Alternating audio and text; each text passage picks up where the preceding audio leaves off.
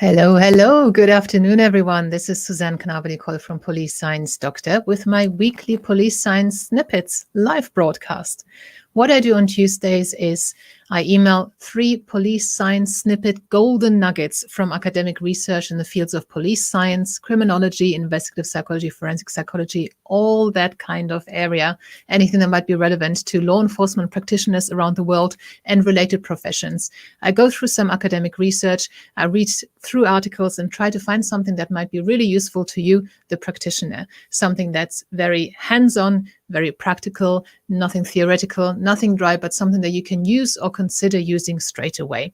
So that's what I do on Tuesdays. I email that to my everyone who's a subscriber to the Police Science Doctor email list. It's free, so you can join and you will get this every Tuesday into your inbox. Go to policesciencedoctor.com and just leave your details in the registration page, in the registration form on there.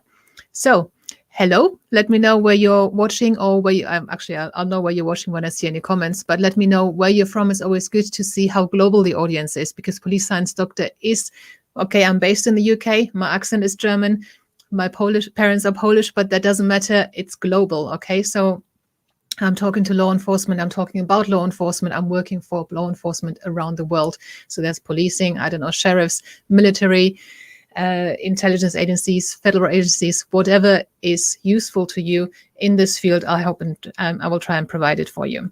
So the snippets I'll get to in a minute. I want to make another announcement. So I'm just starting to plan the next rapid fire conference.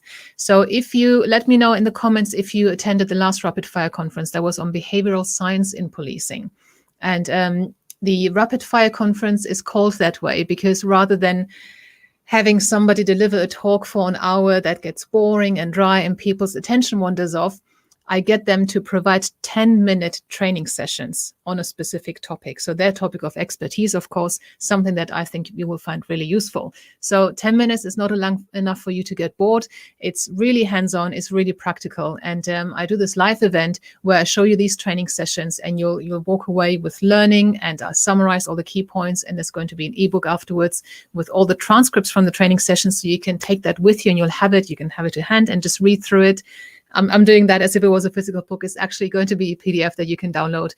But it was a really good event last time, and it was very popular, had fantastic feedback. So this time it's going to be a bit shorter because it was almost 3 hours. Last time it was too long. I'm really respectful of everybody's time. I know you're very busy in your jobs. So I'm hoping it's going to be 1 to 1.5 hours. And I've only got 4 speakers, but they are world-class speakers. And 3 of those 4 speakers I've already interviewed on Police Science Doctor. So if you want more information on them, for example, only last week, I interviewed Professor Lawrence Allison, MBE, and I'm putting the link to the interview in here so you can have that. Oh, hello, Gary. Good to see you. Hello, Masood as well from Pakistan. Fantastic. Great to have you here. So that is the interview with Lawrence. Then if you want to catch up on the interview with Professor Ray Bull, one of the another speaker, I also interviewed him a few weeks ago. I just posted the link into the comments there. Let me just show you who that is. That's Professor Ray Bull here. He was involved in developing the peace model of interviewing in the 90s, and he was also involved in creating the recent UN document on effective interviewing. So very, very, very high profile scientist right there. Then I'm going to have Dr. Patrick Tidmarsh, whom I also interviewed a while ago, which was a really interesting interview. He's going to speak to us about how to interview victims and suspects in sexual offense cases.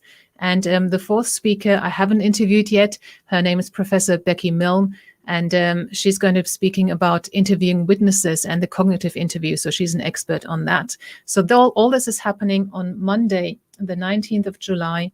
And I'm posting the link to register in here. It's a free event. You don't have to pay anything to attend it live and to be there and ask questions. And you don't have to pay anything to watch it afterwards. So, but I do want you to register because then I can send you the links to where it's actually going to be streamed. I can't do that yet because that's going to, I can't set up these links in advance, but you're going to be able to have those links in your inbox. You'll know exactly where to watch.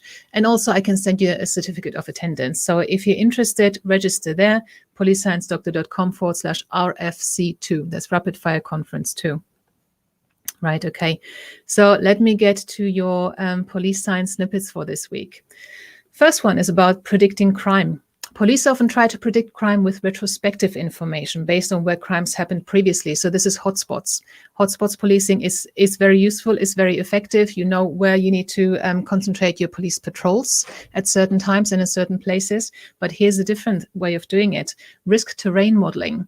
Now, that may be a better predictor in some cases, and it doesn't use retrospective data on where something happened, but it uses the environmental information on the area and all the crime attractors and the crime generators and what the environment looks like if something is really run down. And then if you actually get involved with partner agencies and phone them and say, hey, here's a broken bus shelter, can you come and fix it, to just to change the nature of that environment.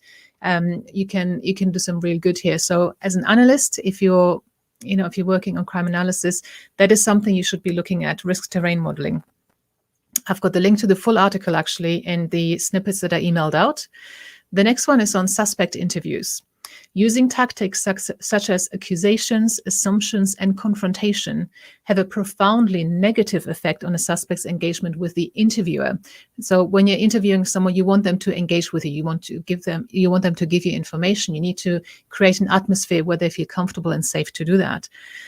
You need to put a lot of work in to have a positive effect on their level of engagement. And what this piece of research found, and again, is a link to the full article, is that even if you do a little bit of the bad stuff, the accusation, the confrontation, you do a lot of damage.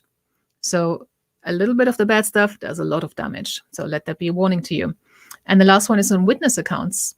When groups of people who know each other witness an incident together, they are more likely to attribute blame to the same person than if they did not know each other. So this is comparing people who know each other who witness an event and people who didn't know each other who witness an event. Those who know each other were more likely to attribute blame to the same person. So just keep that in mind when public order events, nighttime economy, anything like that, where you've got more people involved, or any situation where you've got a number of witnesses, in terms of how credible you think their accounts are, not in terms of malice, but obviously if you're interacting with someone that because they're a family member, they're a friend, you've got some kind of previous relationship with them, it affects how you perceive information, how you communicate about it. So just keep that in mind.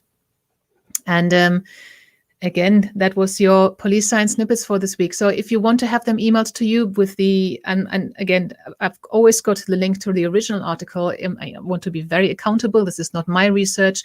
You can always go back and look at the original research. Some of that will be behind a subscription wall, unfortunately, but 2 out of the 3 snippets from this week are actually fully accessible on the links that I've provided. So if you want that link, just go to policesciencedoctor.com and enter your details into the registration form that might pop up or is in the footer of every page. And you'll be on the email list, and it's free, and you get all of this information on Tuesdays. And I'll also send other resources out that I think you might find valuable. So it's a brilliant lineup, James Kington says. Very, very much agree. And hello to Carol from Gloucestershire. Well, thank you very much for watching this week, guys. Let me just show you that again. I hope to see you at the event. It should be really good because, as you say, it's a fantastic combination of world-class experts, because they really know their stuff and they're very known for knowing that stuff.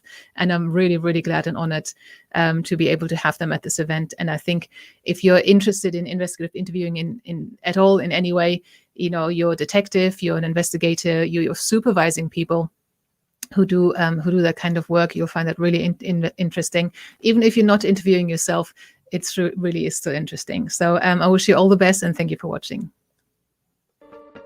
Thank you for watching. I hope you found this content useful. You can get access to each episode's transcript with key learning points, timestamps, and references if you get yourself onto my mailing list. Just go to the main website on policesciencedoctor.com, and on the bottom of each page you will find a sign-up form for notifications of new content. Just enter your first name, your preferred email address, and the type of organization you work for. You will not get any spam. This is just for me to let you know about new content and for you to get access to all the transcripts.